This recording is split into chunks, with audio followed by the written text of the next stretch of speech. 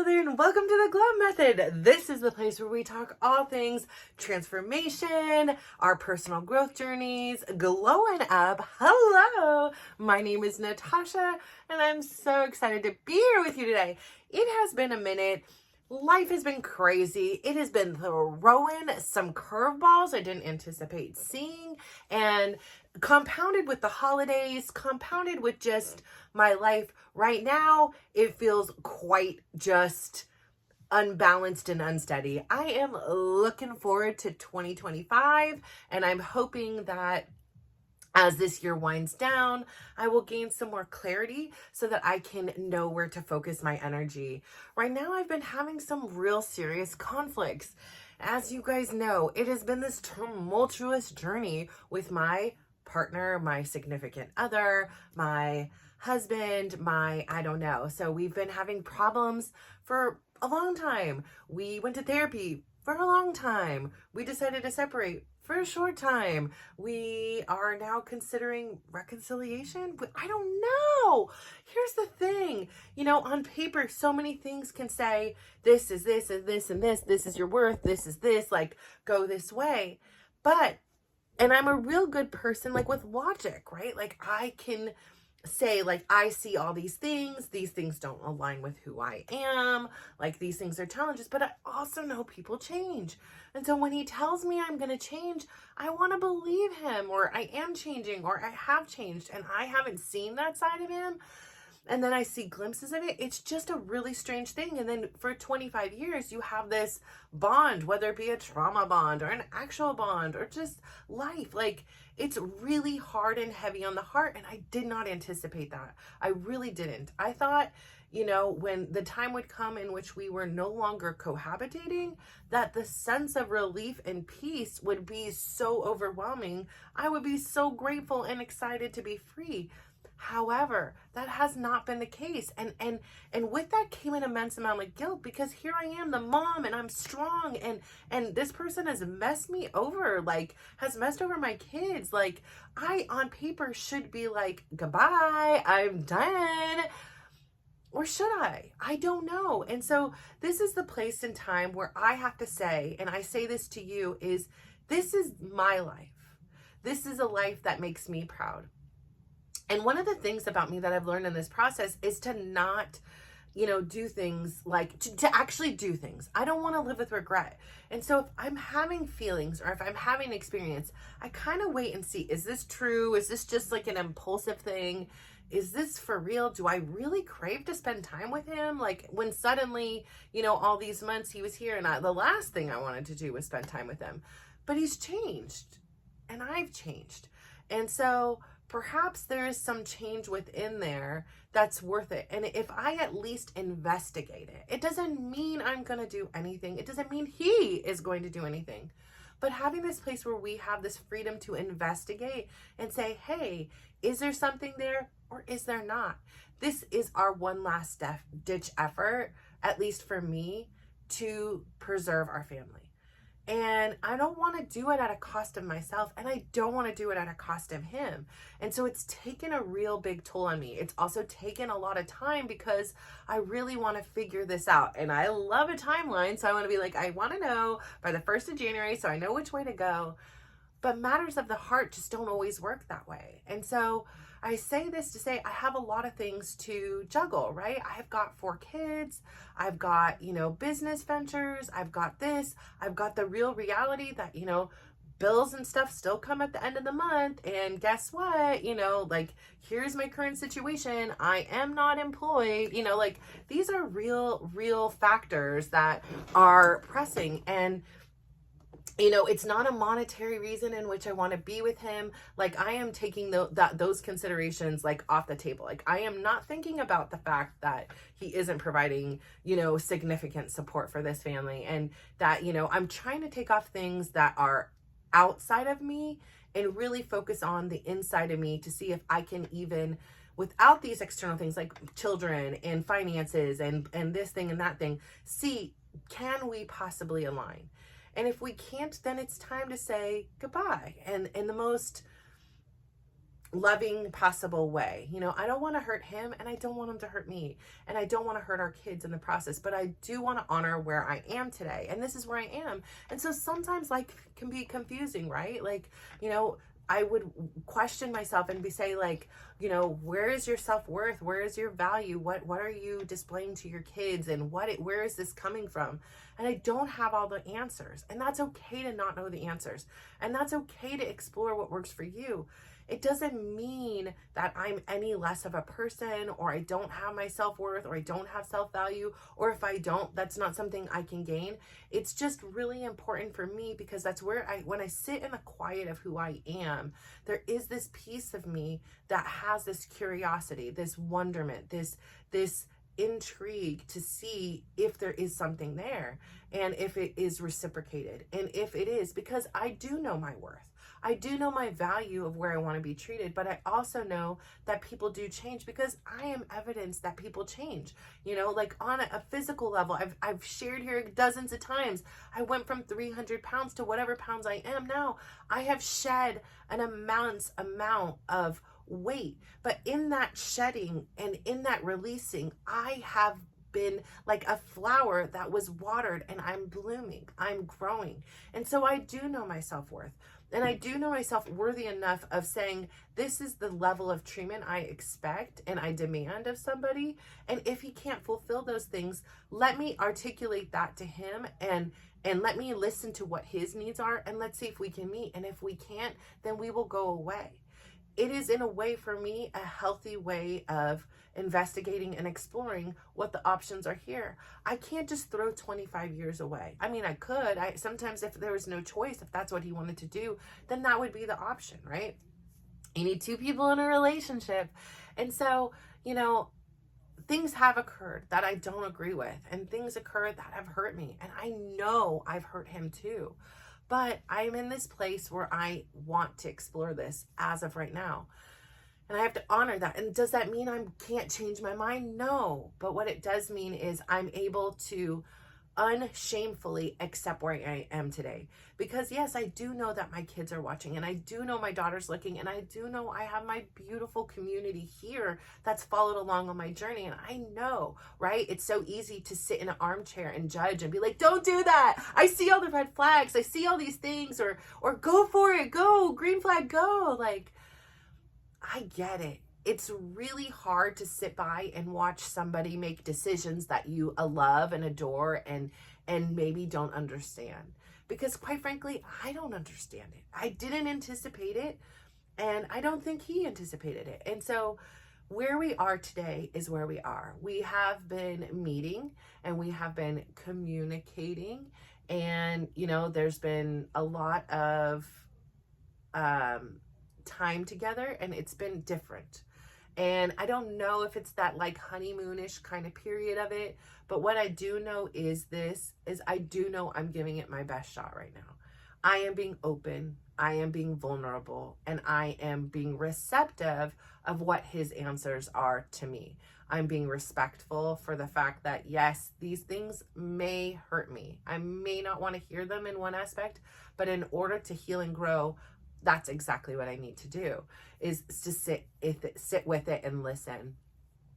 And so, you know, life just throws us curveballs, and I don't know where it is going to lead me. And that's okay. And that's the point of today is I've been a little bit hit or miss because my time has been limited with the holidays and things. Like, there's just so much going on, and there's so much going on internally. And the fact that I have this, like, you know, ever shrinking stockpile of videos stored up. You know, I think I have like 100 plus. So we are months behind. So I'm like, just use it. But tomorrow is Christmas Eve, and the next day is Christmas. And there's a big debate and controversy over when he'll come, if he'll come, what we're going to do. And I still don't have a valid, full answer on it because there's conflict. You know, there's some people in the home that don't want to see him, and there's some people that do. And inevitably, I'm going to upset somebody. And, you know, there's a piece of me just for one moment that just wants some form of normalcy within this absolutely abnormal, changing, shifting, transforming time of life. Right now, today, we had construction start on a bathroom. So the bathroom is no longer there. And, on the front, it looked kind of beat up and stuff like that. But it was in much worse condition when we pulled off the walls, right? They pulled off the walls and they exposed, there was mold in there, and there was water damage, and there was all these things going on in there that you couldn't see. And, you're trying to hold it together and look decent on the outside. But now we're going through change, and the old stuff is gone. It's left to the dumps. The old tub and the walls and the mold, it's all gone. And now we're in a place where we're rebuilding.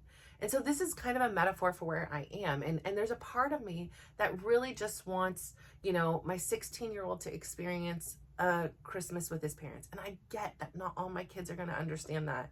And it doesn't mean we're singing around the tree, singing Kumbaya, but it does mean that we're adapting and we're pivoting to the current circumstances. Is it going to look the same as it's looked before? Absolutely not. But it can look different, and we can accept and pivot and adapt to this new change and still thrive.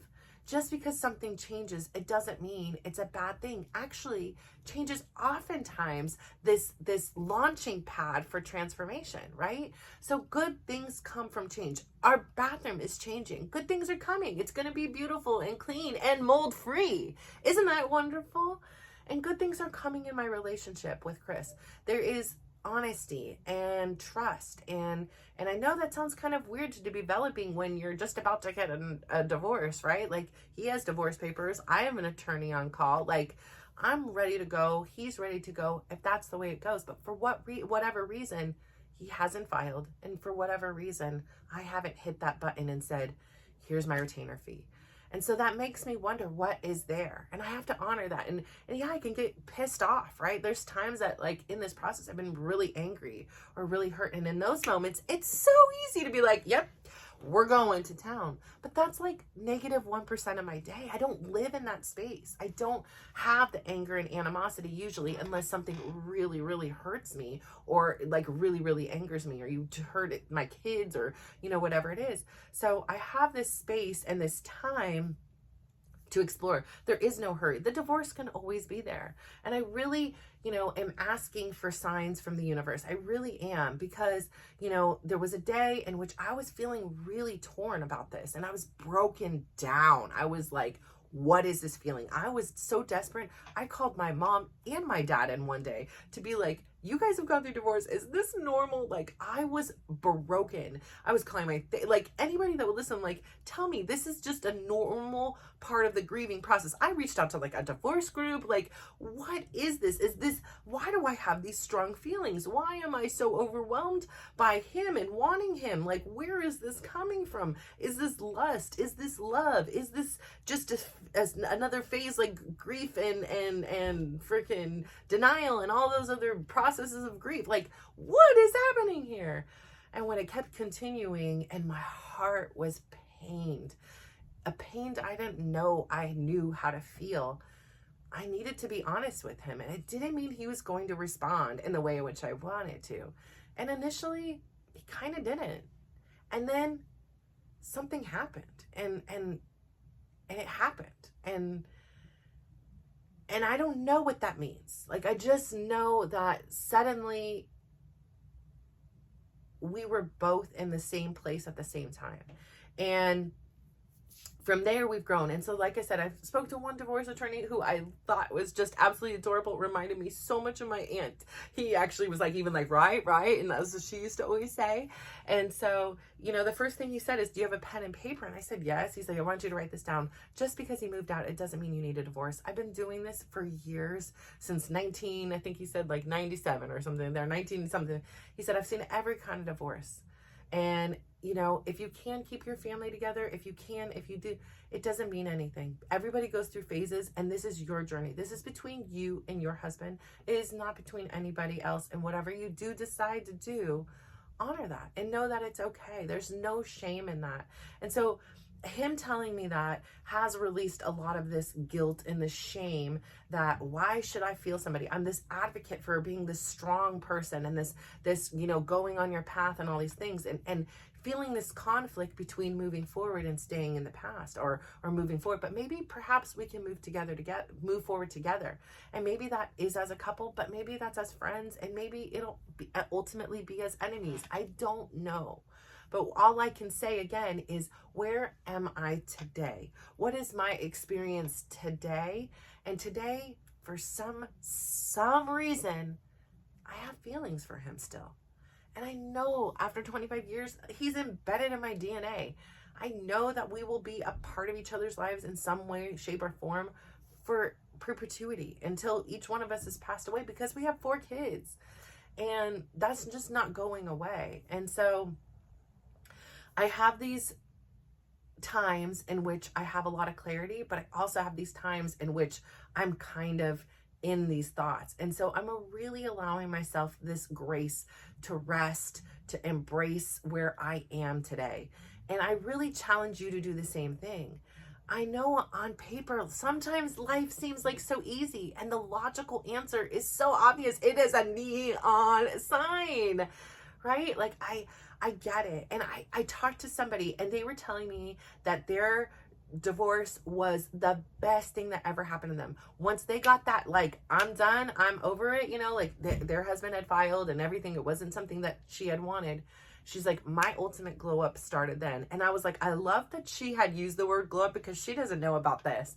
And I was just like, yes. And so there is this other survival side of the story, which in my lifetime, I haven't seen a lot of survival stories with divorce. So maybe this is an implication embedded into my DNA and my subconscious, is I've seen how the women in my family have been wrecked by divorce. And I have always been this trendsetter, this generational curse breaker. And, perhaps in these times I have this doubt, can I do it?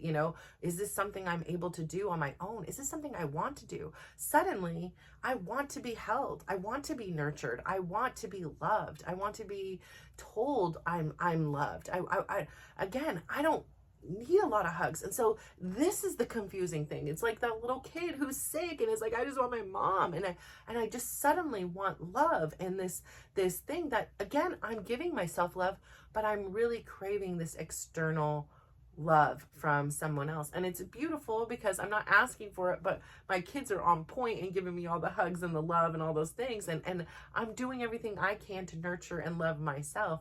But there's just still something that's very different about the love from someone else to bring that in. And it makes me feel very safe in an unsafe time.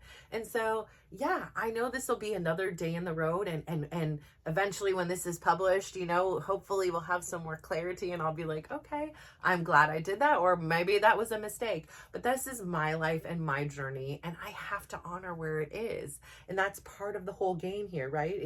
Is just exploring who we are, where we are, and what we're doing. So I hope you're ready for a bumpy ride here, because I know this is not going to be smooth sailing, but maybe it will be. Like, I am a girl who will always have the best of intentions, who will always dream, who will always think and see the good in others. And, and sometimes that bites me in the butt, right? Like sometimes that is like, yeah, no, but oftentimes I don't regret it, because I'm true to who I am.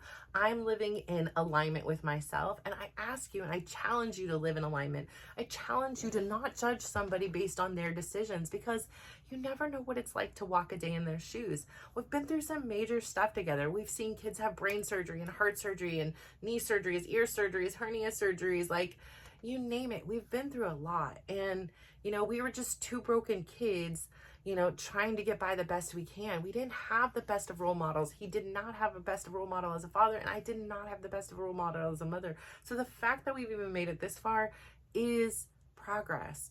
Is there more to make it? Does that mean we're going to sit on our porch swing, and swing for the rest of our lives? I don't know. And I don't think he knows. I think there's a part of him that's also very scared, and a part of him that's really unsure about what our path is going to look like moving forward. So I don't know, but I am so glad that I have you here in this journey. I am so glad that I have my past recordings that somehow align with where I am today and really help. Today's past one that we talked about was self-worth, and rewatching them, I'm like, I really do need to do some cleanup and, change up my, my style a little bit here. Again, my background is still not exactly fitting to my personality, but it's a work in process. That is life. That is the journey. It is filled with pain. All the changes, they're not easy. And life isn't easy, but it is so worth it. And so I'm so grateful that I had this opportunity to wake up today. I'm so grateful, even in the moments of confusion and uncertainty and sometimes strife and conflict, because, not everybody around me is in agreement with what my choices are. I'm still so grateful to have this opportunity to live today. I'm so grateful for this opportunity. Today, my favorite thing to do at Christmas time, and I beg my kids to do it, and they still humor me, is to do Christmas photos with Santa. And so this was the first year in which obviously Chris was not present for it. So that was a bittersweet moment. And it was bitter because he wasn't there, but it was sweet in knowing that we could still make it happen. And I'm so grateful for my kids for indulging me on this. And I know it's something that they particularly don't look forward to anymore, but I just didn't want that tradition to end like that. I wanted to have it be like a survival story that, yes, things are going to change. There's going to be pivots and changes, and not all years are my kids going to be able to gather and do Christmas pictures. But while we all are here this year and we were able to make it work, and I really needed that. So I was so grateful to finally get those done today, and I got to see Santa, and I think I made the nice list, a little bit naughty, but a lot of nice. And so that was such a beautiful moment, and I'm really cherish that. And it means a lot to me that my kids will do that for me because they're not doing it for themselves. And so, new traditions, new things, life changes, and we keep moving forward. And that's what it's about. It's about taking these challenges and not having them define you. It is about taking your experience, your emotions, and honoring it and sitting with it. And I know I've read the things like go no contact, go this, go that. I know the options if this doesn't work out. I know what to do. I just needed the time to be able to have the heart and the mind catch up, and maybe there's a chance that there's going to be something more, and maybe there isn't. And that's what we're going to sit here and explore and find out. I don't know how long this experiment is going to be, and I obviously don't know. Here, it's my hypothesis, this is my theory, and eventually we will come to see, and I'm excited to be along for it. I'm really proud of myself for being vulnerable and honest with what my experience was, because it's so easy for someone like me to just be strong and stoic and pretend and quiet and push down all those feelings and expect them to go away, and in the process maybe have missed out on the love that I always wanted in my partner. And maybe not. Maybe I would have found another partner in that same time. But I think that for me, this is a real healthy way to process and to alleviate any of those questions in my mind, if this was the right thing, if I did enough, or if I didn't. And I know that's not for everyone. And I'm not a therapist. I'm just a person, a real life woman over here, having a real life experience, sharing it with you, and hoping that, maybe you understand that you're not alone. And, it's an understanding that when you go through something, I'm not going to judge you, because who am I to judge? Like, I don't know what it's like to have your experience. You can look at me from the exterior and have no idea the feelings inside. So I say all this, and tomorrow is going to be Christmas Eve, and the following day will be Christmas. I will most likely take those days off unless I'm feeling a little bit crazy, but there's lots of family time, lots of cooking, lots of eating, lots of games, lots of. So I want that time to be with my kids and really, really enjoying it. There will be some time with Chris. Don't know how that's going to work in yet. Haven't quite figured that out. That's what I'm going to do now. And I'm just really grateful for you. So my name is Natasha, and it actually means born on Christmas Day. Christmas has always been this beautiful fairy tale for me. You know, when I was a little girl, my mom wasn't there. And so I'd often imagine what would Christmas look like if she'd been there. And for so many years of our lives, my kids have told me I really made their Christmas look like a movie. And this year, my Christmas spirit has been a little bit broken. And I honestly, there was parts of this process that I was like, can we just clean this crap up? I have no energy, desire, will to do any of this, to try to pretend any of it. And being honest with that, I think has been the best thing. I'm not trying to force myself to do more than I can do. I'm doing my absolute freaking best. And that's all I have to give. And we're going to get through it as a family. And it's not always easy. We've had some really challenging ones. This very day, you know, a few years ago, my son was diagnosed with this brain tumor. And you know, that's a pretty tough day, you know, right before Christmas, and you're trying to hold it together. And, you know, other times, like, it's just, I've had newborn babies and 2 times, and it's always been, I've been pregnant. Like, I've always had kind of something going on, but Christmas was always this beautiful thing. And the most important thing about Christmas was never the presents. It was never anything. It was the traditions. It was the moments together. It was family gathering. And so that's the important thing. It's not about how many gifts I have under the tree for them this year or Santa brings. It's about that time together. And I really, really, really just am so grateful for the time with my family and my kids. And I'm so grateful for their support and their love for me, just as much as I am so grateful that I get to love and support them. So please go out there, enjoy your holidays. I know this is not a holiday by the time you watch it, maybe like Easter or something, I don't know. But go out there and just be good to your family. Be good to your loved ones. It shouldn't take until a holiday to let somebody else know, I want to spend time with you. I want to be in your presence. Let them know now. Take that time. Have the dinner. Have the lunch. Create something special. Make a new tradition. We don't have to wait once a year. You are amazing. I am so grateful for you tuning into me. Thank you so much. Please, if you can do me one huge favor though, go out there today, give somebody a big smile, give them a compliment, and just watch how they glow up. So thank you. Bye.